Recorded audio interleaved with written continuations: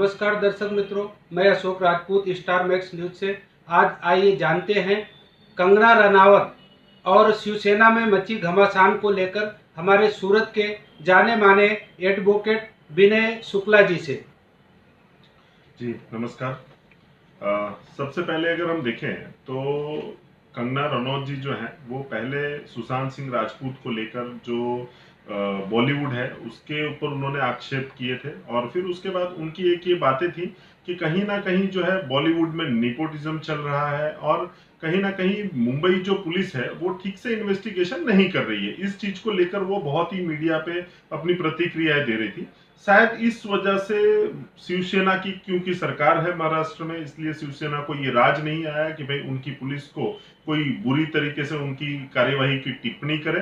तो इसके लेके उन्होंने जो है कंगना रनौत के ऊपर पहले शुरुआत शिवसेना के जो है संजय राउत जी, उन्होंने अपनी बहुत ही तीखी प्रतिक्रिया दी, जिससे ये पूरा बवाल मेरे मानने से खड़ा हुआ है। कल जब कंगना रनावत मुंबई में पहुंची, उससे पहले बीएमसी ने उनका जो है कार्यालय तोड़ दिया।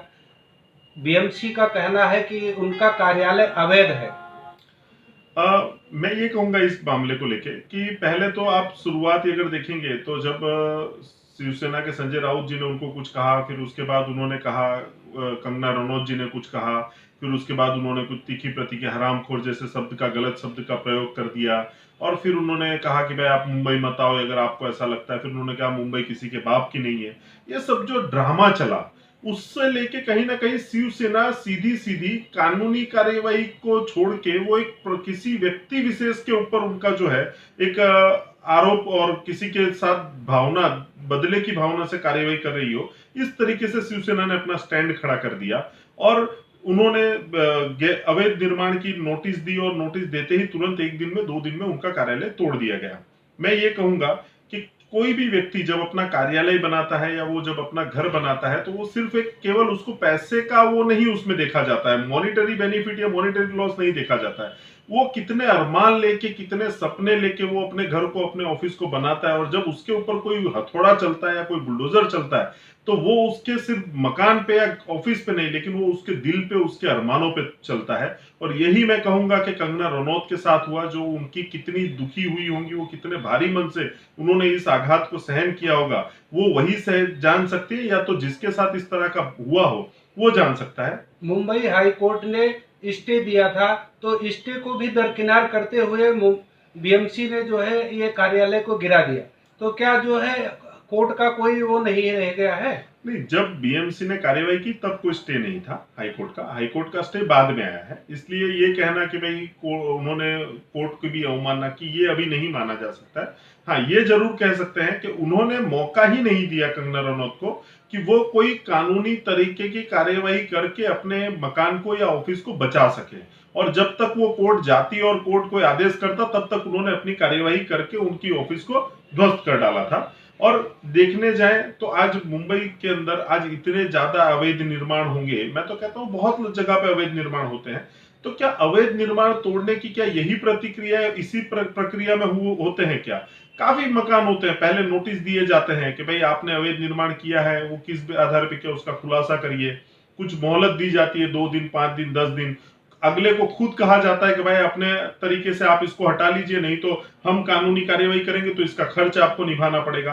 तमाम तरह की प्रक्रिया होती है, लेकिन सारी प्रक्रियाओं को शिवसेना ने दरकिनार करके और सीधा जाके हमला जो किया है, बहुत ही नामोशी भरा कृत्य है। मैं मानता हूं शिवसेना के जो अध्यक्ष हैं या महाराष्ट्र के जो मुख्यमंत्री हैं उद्धव ठाकरे जी, उनको इस तरीके की नीची हरकत नहीं करनी चाहिए थी। क्योंकि आज आप एक बड़े व्यक्ति हैं, आज आप एक राज्य के मुख्यमंत्री हैं, आज भारत देश का एक मुंबई जो है वो आर्थिक महानगर माना जाता है भारत देश का।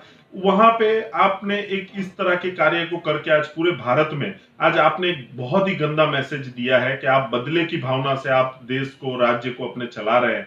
तो मैं कहूंगा कि इस मामले में चाहे कंगना रनौत गलत हो या ना हो, वो सही हो या ना हो, लेकिन उद्धव ठाकरे बिल्कुल ही गलत है। उनको कहीं पे भी पाक साफ नहीं माना जा सकता।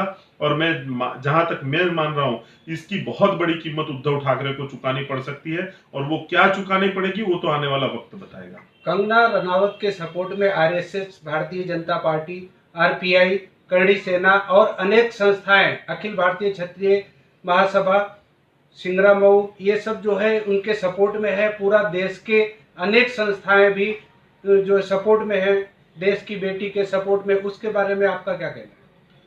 मैं ये चीज तो नहीं कहूंगा कि इसको हमें कोई इतना भी बहुत बड़ा इश्यू नहीं बना देना चाहिए कि भाई कोई एक देश की बेटी है और उसके साथ पूरा देश खड़ा हो जाए और उसको एक मुहिम बना दे, शिवसेना बनाम पूरा देश। मैं ये नहीं मानूंगा, मैं इस चीज को नहीं कहूंगा। हाँ, ये जरूर कहूंगा कि एक मोरल सपोर्ट अगर इससे कंगना रनौत जी को बहुत मिलेगा। जब किसी व्यक्ति के साथ कोई गलत होता है या कुछ उसके साथ पीड़ा होती है, तो जो आदमी एक अपना जब सपोर्ट जाहिर करता है तो उसका हौसला बुलंद होता है और उसको हिम्मत मिलती है, तो उसका जो दुख होता है वो कम हो जाता है।